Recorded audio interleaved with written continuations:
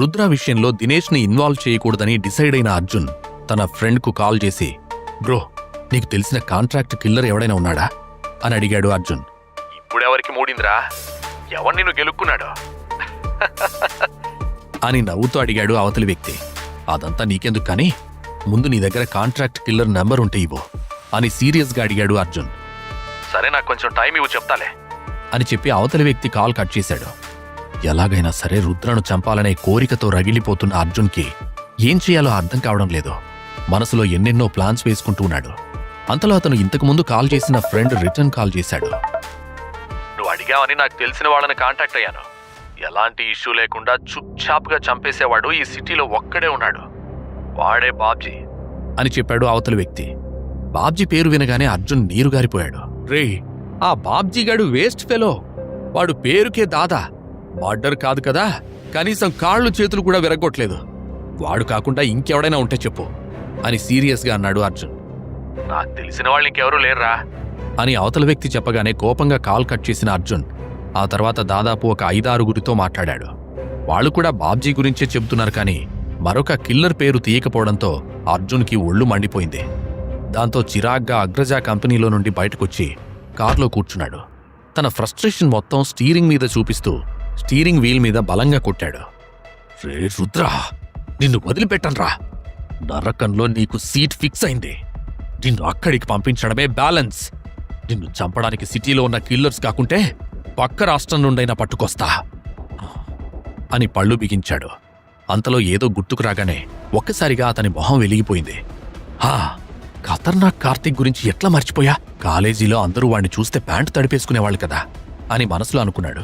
కార్తీక్ పేరు వినడానికి చాలా డీసెంట్గా ఉన్నప్పటికీ అతని బ్యాక్గ్రౌండ్ మాత్రం చాలా వైల్డ్గా ఉంటుంది. సిటీలోనే కాదు, స్టేట్లో ఉన్న పెద్ద పెద్ద కిల్లర్లతో అతనికి మంచి రిలేషన్ ఉంది. కాలేజీలో ఎవరూ అతనితో గొడవ పెట్టుకునేవాళ్ళు కాదు. వెంటనే కార్తీక్కి కాల్ చేశాడు అర్జున్. కార్తీక్ ఫోన్ లిఫ్ట్ చేయగానే, హాయ్రా మామా, ఎలా ఉన్నావు అని ఉత్సాహంగా అడిగాడు అర్జున్. నేను బానే ఉన్నా గానీ ఏంది కథ? ఎప్పుడూ లేని కొత్తగా కాల్ చేసినావు ఏంది అని అడిగాడు కార్తీక్. ఏం లేదురా, ఒక చిన్న హెల్ప్ కావాలి. ఒకడు నా మీద చెయ్యి వేశాడు.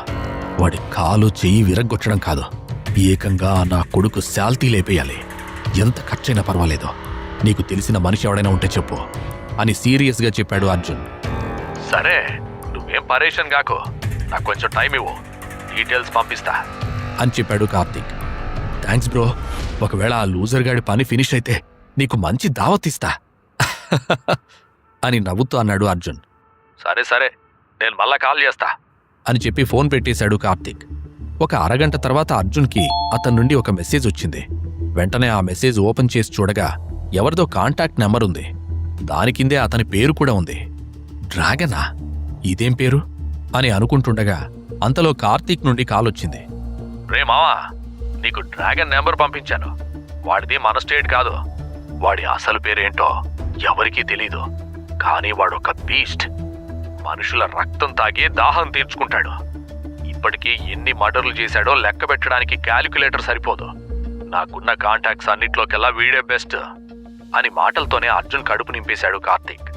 అర్జున్ మొహం వెలిగిపోయింది. ఇలాంటి వాడి గురించే అతను ఎన్నో రోజుల నుండి ఎదురు చూస్తున్నాడు.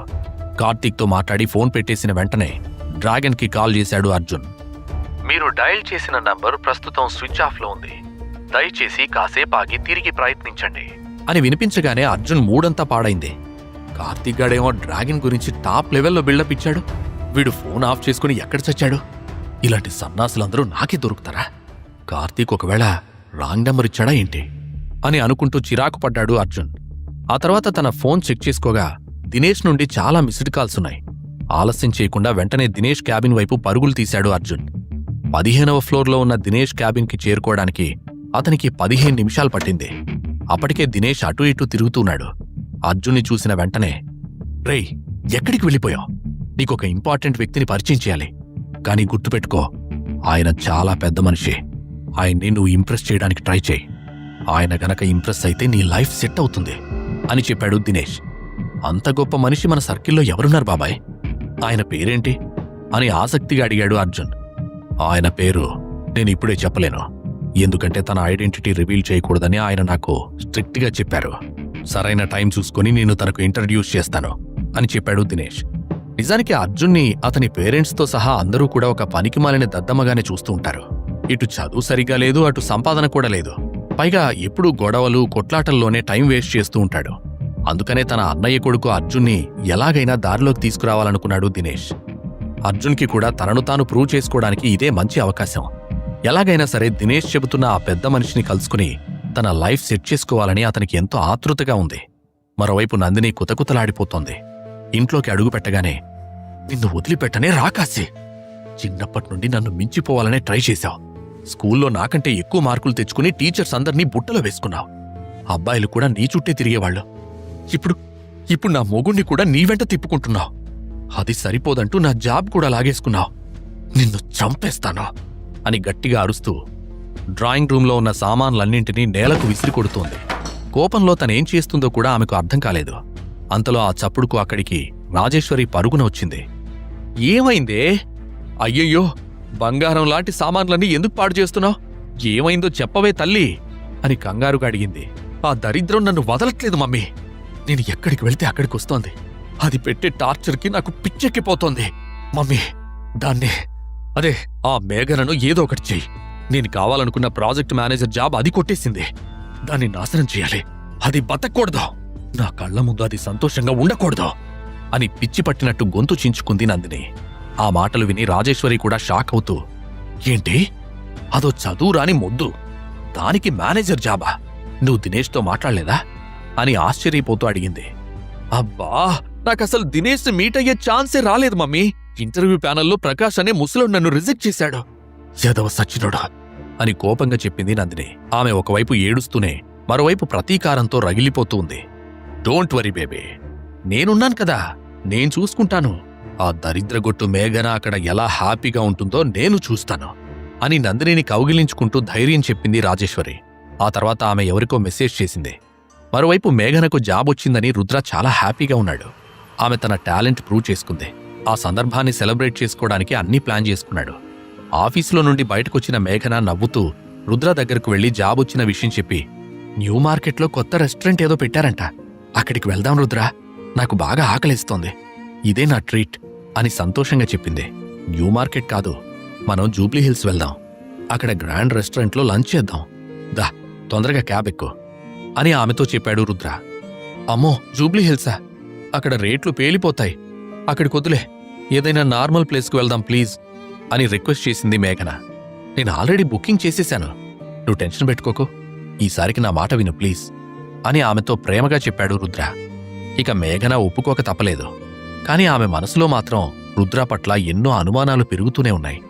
అతనికి ఇంత డబ్బు ఎక్కడి నుండి వస్తోంది? అతను చేస్తున్న జాబ్ ఏంటి? ఇలా రకరకాల ఆలోచనలు మేఘనను చాలా కన్ఫ్యూజ్ చేస్తున్నాయి. రుద్ర మాత్రం మేఘన సంతోషం కోసం తన సర్వస్వాన్ని త్యాగం చేయడానికి సిద్ధంగా ఉన్నాడు. కొన్ని రోజుల క్రితం తను కలిసిన మేఘనకు ఇప్పుడు చూస్తున్న మేఘనకు చాలా డిఫరెన్స్ ఉంది. ఇప్పుడు ఆమెలో కాన్ఫిడెన్స్ కొట్టొచ్చినట్టు కనిపిస్తోంది. అందుకే ఆమెని ముచ్చటగా చూస్తూ ఉండిపోయాడు. అతను అంత ఆరాధనగా చూడ్డం చూసి, ఏంటలా చూస్తున్నావు? నాకు బాగా ఆకలేస్తోంది, తొందరగా వెళ్దాం పదా అని నవ్వుతూ చెప్పింది మేఘన. వెంటనే రెస్టారెంట్ వైపు వెళ్లమని క్యాబ్ డ్రైవర్కి చెప్పాడు రుద్ర. ఆ కార్ శివాలయం దారిగుండా వెళ్తోంది. క్యాబ్ని ఒక పక్కన పార్క్ చేయమని డ్రైవర్తో చెప్పి కార్ దిగాడు. ఆ తర్వాత మేఘనతో, నువ్వు ఇక్కడే వెయిట్ చేస్తోండు, నేనిప్పుడే వస్తాను అని చెప్పి బయట నుండే శివుడికి దండం పెట్టుకున్నాడు. ఆ తర్వాత పూలు అమ్మే ముసలమ్మ షాప్ వైపు వెళ్ళాడు. ముసలమ్మ షాప్ ముందు నిలబడి, ఒక మంచి గులాబీ పూలదండ కట్టు పెద్దమ్మా అని నవ్వుతూ చెప్పాడు రుద్ర. అతన్ని చూసిన వెంటనే ఆ ముసలమ్మ చాలా సంతోషించింది. ఎలా ఉన్నావు రుద్రా? రోజూ వచ్చేటోడివి కదా, ఏంది ఈ మధ్యాహ్న ఇటు దిక్కు వచ్చుడే బంద్ చేసినావు? నేను ఇంతకాలానికి యాదికొచ్చినానా? ఏమైపోయినావు రుద్రా అని నవ్వుతూ ఆరా తీసింది. కొంచెం బిజీగా ఉండి రాలేకపోయానులే పెద్దమ్మా, ఇంతకీ వ్యాపారం ఎలా ఉంది అని అడిగాడు రుద్ర. నా కొడుకులు ఆ దినం సంధి కనిపియ్యలే, ఏదో నీ దయ వల్ల చల్లగా బతుకుతున్నా. ఇదిగో నువ్వు అడిగిన గులాబీ దండ తీసుకోనాయనా, నందినమ్మను అడిగినానని చెప్పయ్యా అని ప్రేమగా చెబుతూ ఒక పూలదండ అతని చేతిలో పెట్టింది ముసలమ్మ. థ్యాంక్స్ పెద్దమ్మా, కాని ఈ పూలు నందిని కోసం కాదు, మేఘన కోసం అని రుద్ర చెప్పగానే ఆ ముసలమ్మ కంగారు పడింది. ఆమె మొహంలో మారుతున్న ఎక్స్ప్రెషన్స్ గమనించి, ఇన్ని రోజులు తప్పుడు మనిషిని ప్రేమించాను. నా చిన్ననాటి ప్రేమ నందిని కాదు, మేఘన. ఇదంతా పెద్ద స్టోరీలే. నీకెప్పుడైనా తీరిగ్గా చెప్తాను పెద్దమ్మా. మళ్ళొస్తాను, నువ్వు జాగ్రత్తగా ఉండు అని చెప్పి ఆమెకు డబ్బులిచ్చి క్యాబ్ దగ్గరకు వెళ్లాడు రుద్ర. క్యాబ్లో అతని కోసం మేఘన ఎదురు చూస్తూ కూర్చుంది. ఆమె పక్కన కూర్చుని, కంగ్రాచులేషన్స్ మేఘన మేడం, మీరు ప్రాజెక్ట్ మేనేజర్ అయినందుకు ఐఎమ్ వెరీ హ్యాపీ అని నవ్వుతూ ఆమె చేతిలో ఆ పూలదండను పెట్టాడు. ఆ పూలను చూడగానే మేఘన కళ్ళు మెరిసిపోయాయి. తన కోసం ఒకరు ఇలా ఆలోచించి ఇంత మంచిగా ట్రీట్ చేయడం ఆమె లైఫ్లో ఇదే ఫస్ట్ టైం. థ్యాంక్యూ రుద్ర.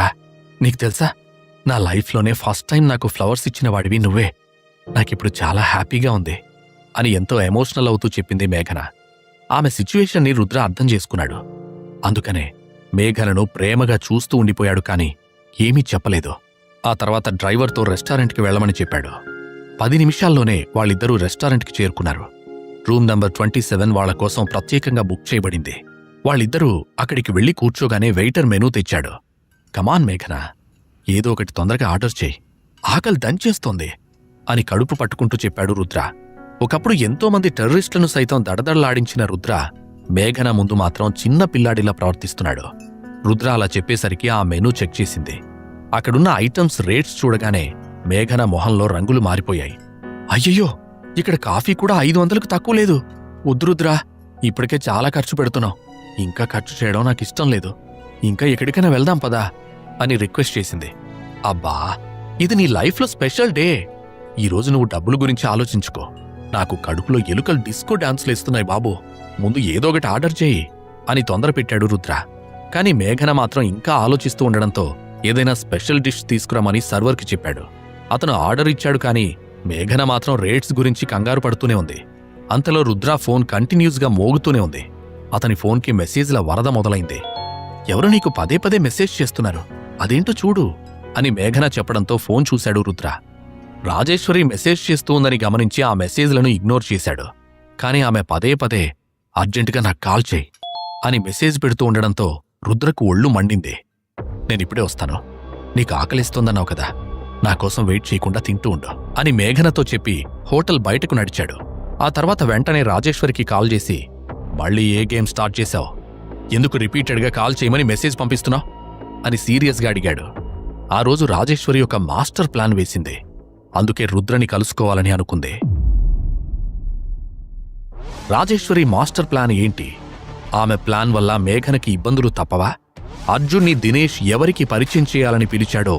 ఈ ప్రశ్నలకు సమాధానాలు తెలుసుకోవాలంటే నెక్స్ట్ ఎపిసోడ్ వినాల్సిందే. క్రింద ఇచ్చిన లింక్ ని క్లిక్ చేసి పాకెట్ ఎఫ్ఎం యాప్ ని ఇన్స్టాల్ చేసుకోండి. Stay tune to pocket FM.